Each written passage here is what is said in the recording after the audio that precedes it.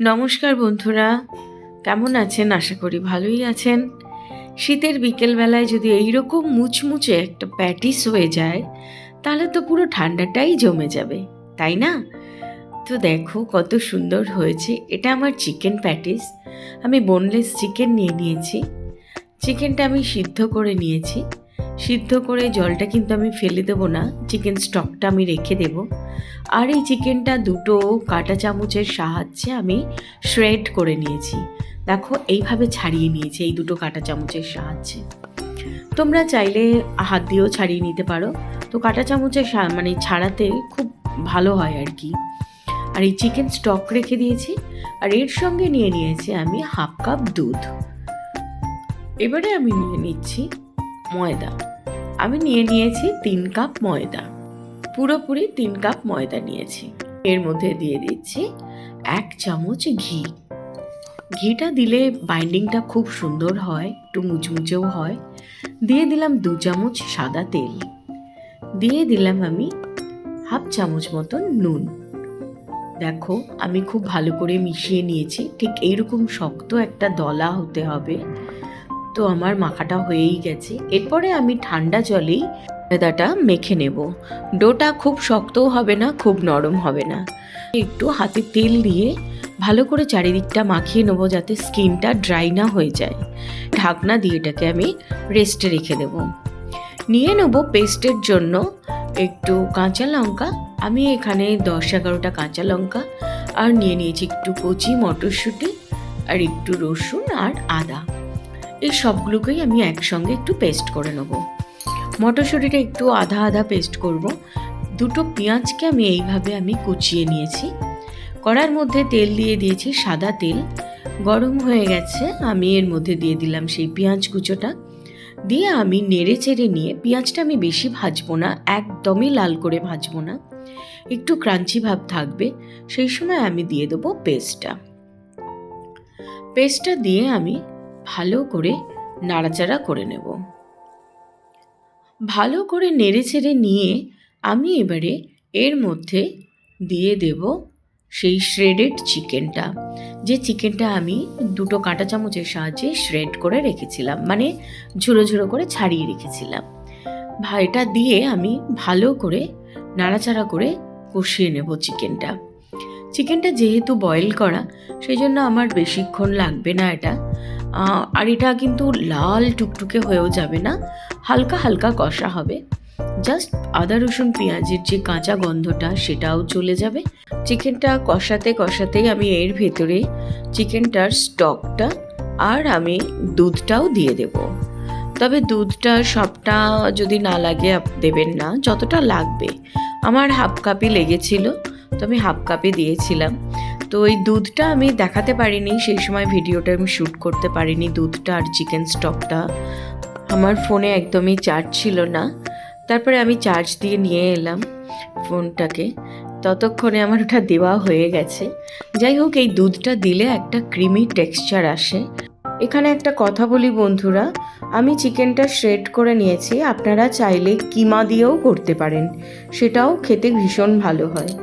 আমি একটা ছোট্ট বাটি নিয়েছি, এর ভেতরে 3 চামচ মতন আমি কর্নফ্লাওয়ার নিয়ে নেব। আর নিয়ে নেব হাফ চামচের মতনই আর কি একটু বেকিং পাউডার। দিয়ে আমি এর ভেতরে একটু হোয়াইট অয়েল, মানে সাদা তেল দিয়ে একটা ব্যাটার বানিয়ে নেব। এটা আমি ফ্রিজে রেখে দেবো। ফ্রিজে রেখে দিয়ে এটাকে সেট হতে দেব।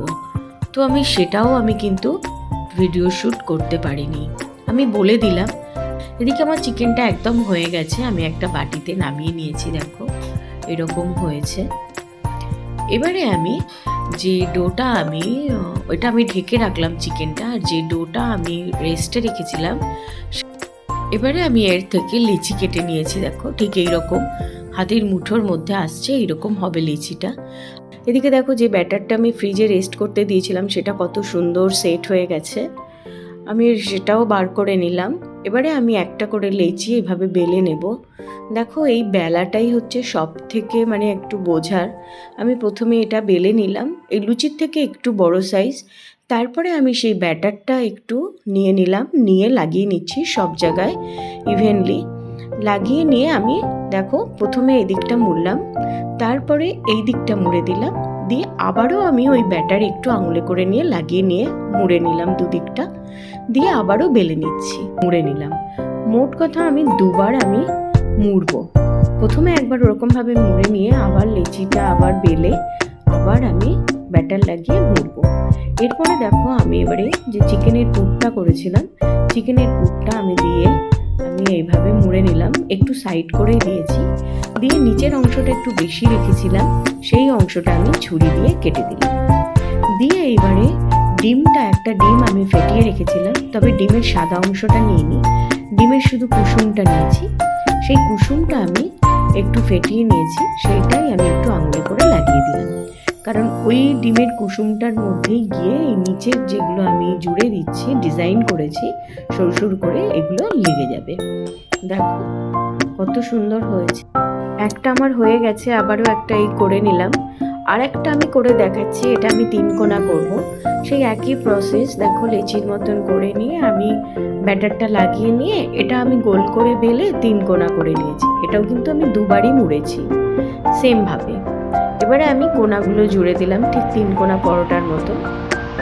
দেখো এই যে আমি কোণাগুলো জুড়ে দিলাম, তবে এটার যে 3 কোণার একটা সাইডটা আমি কেটে কেটেই নিয়েছিলাম, নিয়ে ওইভাবে ডিমের কুসুমটা লাগিয়ে আমি এভাবে মুড়ে নিয়েছি। ওই একটাই করেছি 3 কোণা, আর বাকিগুলো সব এরকমই করেছি, কারণ এরকম ডিজাইনটা খুবই ভালো লাগছে। আর কিছু করে আমি এরকম টিফিন গাড়িতে করে রেখে দিয়েছি। এভাবে তোমরাও রেখে দিতে পারো এবং পরে সেটা ভেজে খেতে পারবে, তবে একটু ময়দা বেশি করে ছড়িয়ে নিয়ে রেখো, নাহলে কিন্তু গায়ে গায়ে লেগে যাবে। এবারে আমি গ্যাসে কড়া বসিয়ে দিয়েছি। দেখো তেলটা খুব গরম হবে না, হালকা গরম হবে, ঠিক সিঙ্গারার মতন। আর একটা কথা বন্ধুরা, এই যে পুরটা, এই পুরটা দিয়ে তোমরা সিঙ্গারাও বানাতে পারো, তারপর স্যান্ডউইচের মতন করেও খেতে পারো, মানে অনেকগুলো জিনিসই এটা দিয়ে করে খেতে পারো। তো আমি একে একে কয়েকটা ছেড়ে দিলাম। দেখো কি সুন্দর হয়েছে, ভাজাও হয়ে গেছে। ভাজাটা কিন্তু আমি খুব ধীরে ধীরেই করেছিলাম, ভিডিওটা লং হয়ে যাচ্ছে বলেই আমি একটু তাড়াতাড়ি এটা দেখিয়ে দিলাম। খুব সুন্দর হয়েছে, খুব সুন্দর ক্রিস্পি হয়েছে, এত সুন্দর খেতে টেস্ট হয়েছে আমি বলে বোঝাতে পারছি না। তোমরা বন্ধুরা নিশ্চয়ই বানিয়ে খাবে, আর ঠিক এইভাবেই বানিয়ে খাবে। ভালো লাগলে চ্যানেলটিকে সাবস্ক্রাইব করার অনুরোধ রইল, পাশে থাকা বেল আইকনটি প্রেস করে দিও, লাইক শেয়ার কমেন্ট করো। ভালো থেকো, সুস্থ থেকো। Thank you.